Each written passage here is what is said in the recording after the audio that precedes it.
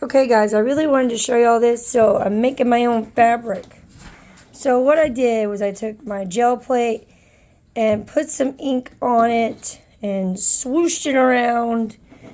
And see, like I said, it's a baby wipe. You can get baby wipes from Dollar Tree.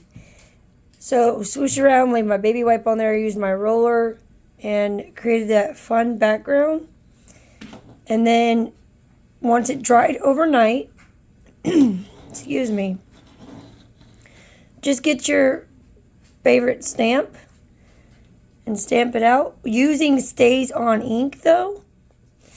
Here's one where I added feathers. Now this one, so this one was on purpose. This one was me just cleaning my gel plate after making my own paper.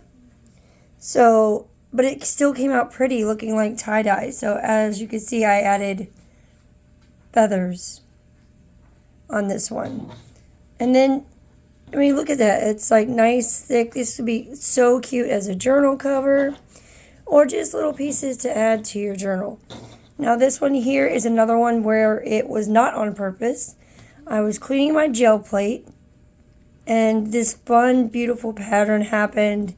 I let the baby wipe dry overnight, and then as you can see, I just stamped some leaves all over it. I think that's so pretty. Here's one that I did on purpose. It kind of reminds me of like watermelon.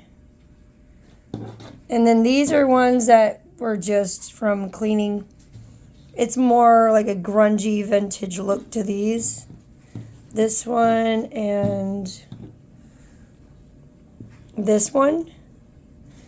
And then we have this one. So you can definitely make your own fabric pieces and stamp them, definitely custom. It's a lot of fun. So I just wanted to give you guys that idea.